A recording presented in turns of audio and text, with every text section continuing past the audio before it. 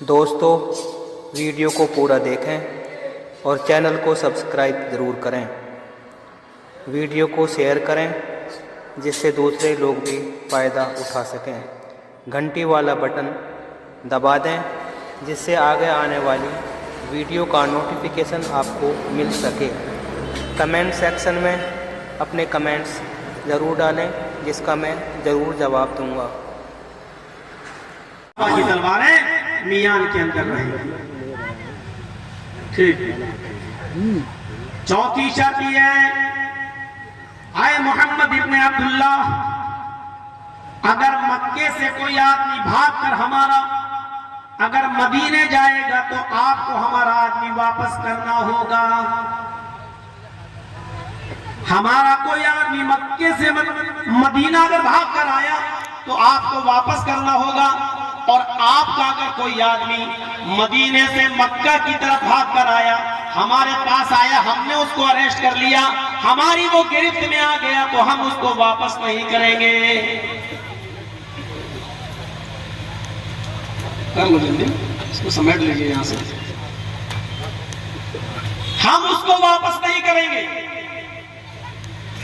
जबकि सुलह का तरीका ये होता है कि ठीक है, हमारा आदमी आपके पास आएगा, आप वापस मत करना, आपका आदमी हमारे पास आएगा, हम वापस नहीं करेंगे। या फिर एक तरीका ये होता है कि आपका आदमी हमारे पास आ गया, हम वापस कर देंगे, मेरा आदमी आपके पास चला जाए तो आप वापस कर दीजिए। लेकिन यहाँ तो शर्त ये है कि मक्के से कोई आदमी भागकर मदीने आएगा और आपने गिरफ्त में ले लिया तो आपको वापस करना होगा। लेकिन आपका आदमी अगर हमारे पास आ जाए तो हम वापस नहीं करेंगे। ऐसी जालिमाना शर्त। और नबी अकरम सल्लल्लाहु अलैहि वसल्लम ने इस शर्त का जवाब क्या कहकर दिया? आए सुहैल, मुझे तुम्हारी ये शर्त भी मंजूर है। चलिए ठीक है, मेरा आदमी तुम वापस मत करो। ईमानदारी के साथ बताइए, आजकल की मीडिया होती तो क्या करें? आपका आदमी मेरे पास आ जाए, हम वापस नहीं करेंगे, और मेरा आदमी आपके पास चला जाए तो आपको वापस करना होगा। और नबी अकरम का जवाब ये था, मुझे ये शर्त भी मंजूर है। सारी शर्तें मंजूर कर ली गई। दस्तखत का टाइम आया तो अल्लाह के रसूल ने फरमाया, आए अली, लिख दो मुहम्मदुर रसूलुल्लाह को ये शर्तें मंजूर हैं। अब सोचने वाली बात है। और जैसे ही कहा मुहम्मदुर रसूलुल्लाह को शर्तें मंजूर हैं और लिखा जा चुका, तो यहाँ पर कुरैश की तरफ से, काफिरीन मक्का की तरफ से जो सरदार बनकर आया था, जो उनका सुहैल, उसने ऑब्जेक्शन लगा दिया। उसने कहा, लफ्ज़े रसूलुल्लाह काटो, मुझे रसूलुल्लाह के लफ्ज पर एतराज है। लिखो मोहम्मद इब्ने अब्दुल्लाह को ये सारी शर्तें मंजूर हैं। हम आपको रसूलुल्लाह नहीं मानते हैं, हम आपको रसूलुल्लाह नहीं मानते हैं। अगर हम आपको रसूलुल्लाह मान ही ले तो झगड़ा किस बात का है? झगड़ा ही तो इसलिए तो शुरू होता है कि हम आपको अल्लाह के रसूल नहीं मानते। आप अपने आप को अल्लाह के रसूल कहते हैं, हम नहीं मानते। जब हम नहीं मानते तो यहाँ क्यों लिखा जा रहा है कि रसूलुल्लाह को ये शर्तें मंजूर हैं? लिखो मोहम्मद इब्ने अब्दुल्लाह को ये शर्तें मंजूर हैं। बुखारी शरीफ की रिवायत के मुताबिक अल्लाह के नबी सल्लल्लाहु अलैहि वसल्लम ने हजरत अली से कहा, आए अली, लफ्ज़े रसूलुल्लाह काट दो, काट दो और आगे इब्ने अब्दुल्लाह लिख दो। मोहम्मद इब्ने अब्दुल्लाह को ये शर्तें मंजूर हैं, लिख दो। यहां पर हजरत अली रज़ी अल्लाह ताला अन्हु ने जो जुमले कहे वो उनकी ईमानी गैरत थी। फरमाया, आए अल्लाह के नबी सल्लल्लाहु अलैहि वसल्लम, अल्लाह ताला ने आपको नबी और रसूल बनाकर भेजा है। जब आप अल्लाह के रसूल हैं और ये बरहक है, आप जब अल्लाह के रसूल हैं और ये सच है कि आप अल्लाह के रसूल हैं, तो मेरे हाथों में इतनी ताकत नहीं है कि मैं लफ्ज़ रसूलुल्लाह अपने हाथ से काट सकूं। मैं कैसे रसूलुल्लाह के लफ्ज़ को काटूं? जबकि आप अल्लाह के रसूल हैं, मैं जानता हूं कि आप अल्लाह के रसूल हैं, तो मैं कैसे काटूं? मेरे कलम में, मेरे हाथ में इतनी ताकत नहीं है। मेरे हाथों में इतनी जुर्रत नहीं है कि वो लफ्ज़ रसूलुल्लाह काट सके, लेकिन समझौता बिगड़ न जाए, सुलह खत्म ना हो जाए, अल्लाह के नबी ये शांति भंग ना हो जाए। अल्लाह के नबी सल्लल्लाहु अलैहि वसल्लम ने हजरत अली से कहा, तो फिर मुझे बताओ, मुझे दिखाओ कहां लिखा है लफ्ज़ रसूलुल्लाह। हजरत अली ने इशारा किया, ये लिखा हुआ, ये इशारा किया, ये यहां से यहां तक ये लफ्ज़ रसूलुल्लाह।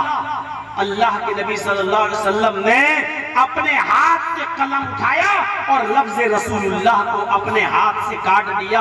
जरा तसव्वुर कीजिए उस वक्त हजरत उमर फारूक के दिल पर क्या बीत रही होगी जब लफ्ज़ रसूलुल्लाह, अल्लाह के रसूल अपने हाथ से काट रहे होंगे। हजरत अली के दिल से पूछो क्या गुजर रही होगी जब अल्लाह के नबी लफ्ज़ रसूलुल्लाह अपने हाथ से काट दिया। आए अली, मैं रसूलुल्लाह भी हूं और अब्दुल्लाह का बेटा मोहम्मद भी हूं। अल्लाह ने मुझे मोहम्मद इब्ने अब्दुल्लाह भी बनाया और मोहम्मद रसूलुल्लाह भी बनाया। ये मुझे रसूलुल्लाह नहीं मानते, कोई बात नहीं, इब्ने अब्दुल्लाह तो मानते हैं, अब्दुल्लाह का बेटा तो मानते हैं, चलो ठीक है। मेरे भाइयों, जरा तसव्वुर कीजिए इस मंजर पर। बुखारी की रिवायत के मुताबिक हजरत उमर फारूक ने यहां तक कह डाला, अलस्ना अलल हक, ऐ अल्लाह के रसूल क्या हम हक पर नहीं हैं? अल्लाह के नबी ने कहा, बला, क्यों नहीं, हम तो हक पर हैं। अल्लाह के नबी से हजरत उमर ने कहा, क्या ये गलत रास्ते पर नहीं है? क्या ये गलती पर नहीं है? अहुम अलल बातिल, क्या ये झूठे रास्ते पर नहीं है? अल्लाह के नबी ने कहा, हाँ, क्यों नहीं, हम हक पर हैं और ये गलत है, ये झूठ पर है।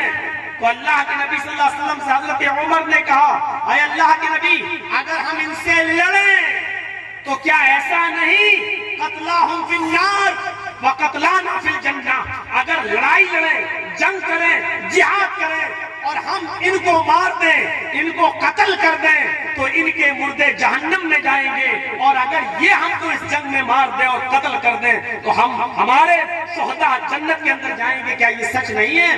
क्या अगर हम लड़ाई लड़ते हुए इनको मार दें तो क्या ये जहन्नम में नहीं जाएंगे? आपने कहा जाएंगे। कहा कि अगर हम लड़ते लड़ते शहीद हो जाए, कत्ल कर दिए जाएं तो क्या हम जन्नत में नहीं जाएंगे? आपने फरमाया क्यों नहीं, हम जाएंगे।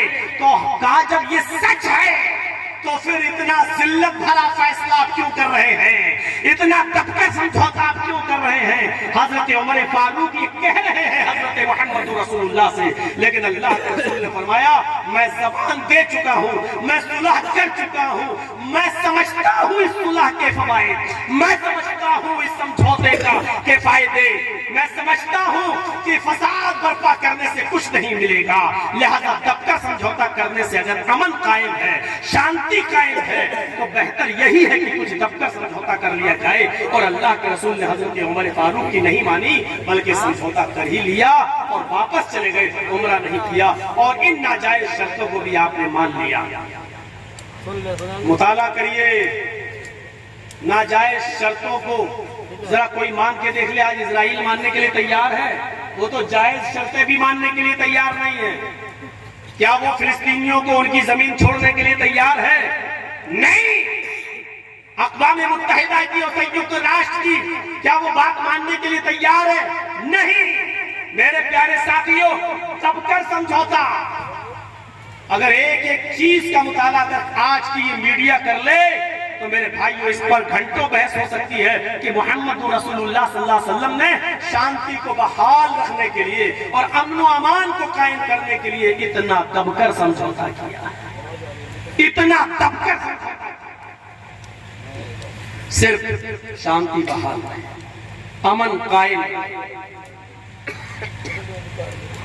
जितना इस्लाम ने अमन को कायम करने का हुक्म दिया, आप दुनिया के दूसरे मज़ाहिब के अंदर उसका आश्रय अशीर भी नहीं देख सकते।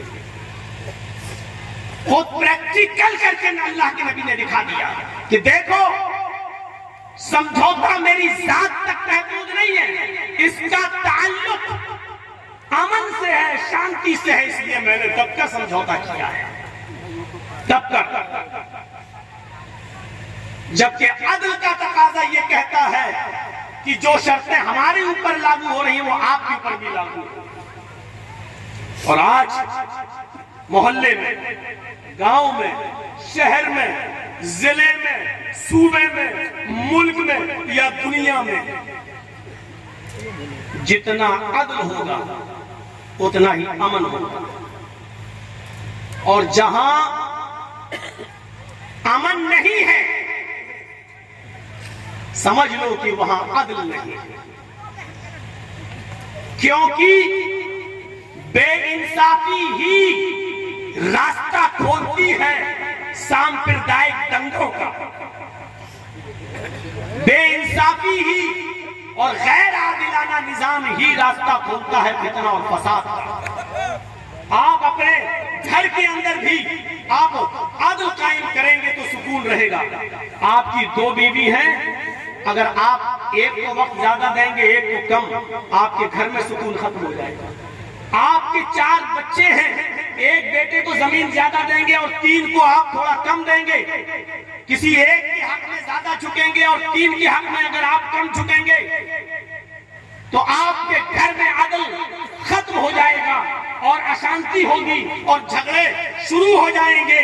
इसी तरीके से मेरे भाइयों, जब एक मामूली घर को चलाने के लिए भी जब आपको आदिलाना निजाम चाहिए और अदल का निजाम चाहिए, तो फिर एक मोहल्ले को, एक जिले को, एक सूबे को, एक मुल्क को चलाने के लिए और एक दुनिया को चलाने के लिए भी मेरे भाइयों आदिलाना निजाम चाहिए। मैं इसको यूं भी कह सकता हूं, जिस मुल्क में जितना ज्यादा अदल होगा, जितना ज्यादा इंसाफ होगा, जितना ज्यादा आदिलाना निजाम मजबूत होगा, उस मुल्क के अंदर उतना ही ज्यादा अमन और उतनी ज्यादा शांति। जरा सऊदी अरब की सरजमीन पर नजर डालो। अरब की सरजमीन पर फितना और फसाद जोरों पर था। एक एक रोटी और एक एक बोटी के पीछे वो लड़ जाया करते थे।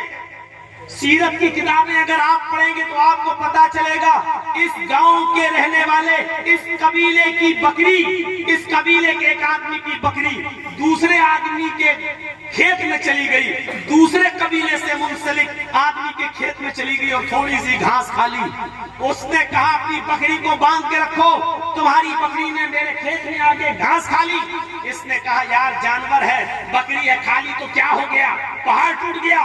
बस इतनी सी बात पर झगड़ा शुरू होता है, दंगा शुरू होता है और दोनों कबीले आपस में लड़ते हैं और ये जंग 27 साल तक चलती है।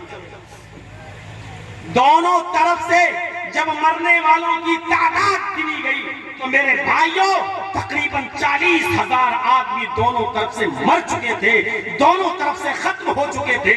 लेकिन दंगा और फसाद उस वक्त तक भी रुका नहीं था। अब आप अंदाजा लगा सकते हैं इतनी अज्जड़ कौम थी अरब की धरती पर रहने वाली ये, कि एक बकरी ने दूसरे के खेत में अगर थोड़ी सी घास खा ली तो इसी बात को लेके झगड़ा हुआ तो ये झगड़ा 27 साल तक चलता है और 40,000 आदमी दोनों तरफ से बकरी के चक्कर में मारे जाते हैं, बकरी के चक्कर में, और दंगा बंद नहीं होता।